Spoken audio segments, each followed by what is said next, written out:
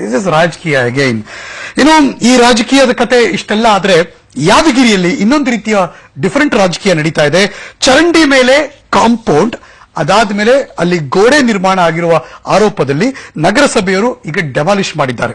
ಆದ್ರೆ ಬೇಕಂತಲೇ ಬಿಜೆಪಿ ಕಾರ್ಯಕರ್ತರನ್ನು ಟಾರ್ಗೆಟ್ ಮಾಡ್ತಿದ್ದಾರೆ ಅಂತ ಒಂದು ದೂರು. ಇದು ಇನ್ನೊಂದು ತರ ಪಾಲಿಟಿಕ್ಸ್. ಸ್ಟೋರಿ ಏನು ನೀವು ನೋಡ್ಬಿಡಿ.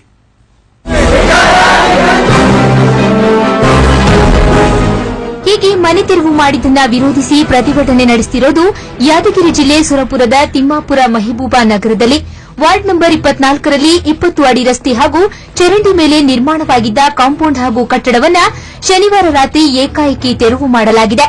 ನಾವು ಬಿಜೆಪಿ ಬೆಂಬಲಿಗರು ಅನ್ನೋ ಕಾರಣಕ್ಕೆ ನೋಟಿಸ್ ಕೂಡ ಕೊಡದೆ ತೆರವು ಮಾಡಿದ್ದು ಕಾಂಗ್ರೆಸ್ ಬೆಂಬಲಿಗರ ಮನೆಯನ್ನ ತೆರವು ಮಾಡಿಲ್ಲ ಅಂತ ಆರೋಪಿಸಿದ್ದಾರೆ. ನಮ್ಮ ಮೇಲೆ ದೌರ್ಜನ್ಯ ನಡೀತಾ ಇದೆ. ಬರೀ ಬಿಜೆಪಿಗೆ ಸೇರ್ಪಡೆಗೋಸ್ಕರ ಬರೀ 7 ಮಂದಿಗೆ ದೌರ್ಜನ್ಯ ಮಾಡಿ ನಮ್ಮ ಮನೆಯನ್ನು ಡೆಮಾಲಿಷ್ ಮಾಡಿದ್ದಾರೆ. ಡಿಸಿ ಆರ್ಡರ್ ಸಹ ಎಲ್ಲ ಕಾಲೋನಿ ಇದು ಮಾಡಿ ಅಂತ ಕೊಟ್ಟಿದ್ದಾರೆ.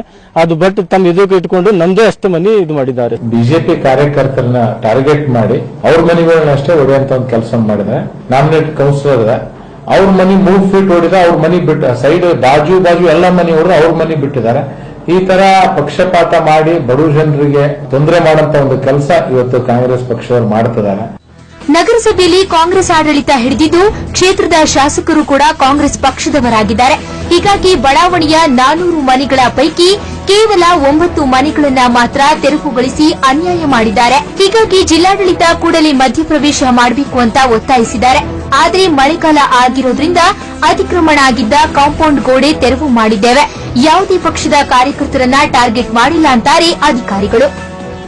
ಯಾವ್ಯಾವ ಮನೆಗಳು ಅತಿಕ್ರಮಣ ಮಾಡಿದ್ದೇವೆ ಅದನ್ನ ತೆರವು ಮಾಡಿ ಆಮೇಲೆ ಡ್ರೈನ್ ಅನ್ನ ಪಾಸ್ ಮಾಡಿ ನೀರು ಹೋಗ್ಲಿಕ್ಕೆ ಅನುಕೂಲ ಮಾಡಿಕೊಡಿ ಅಂತ ಆದೇಶ ಮಾಡಿದ್ರು.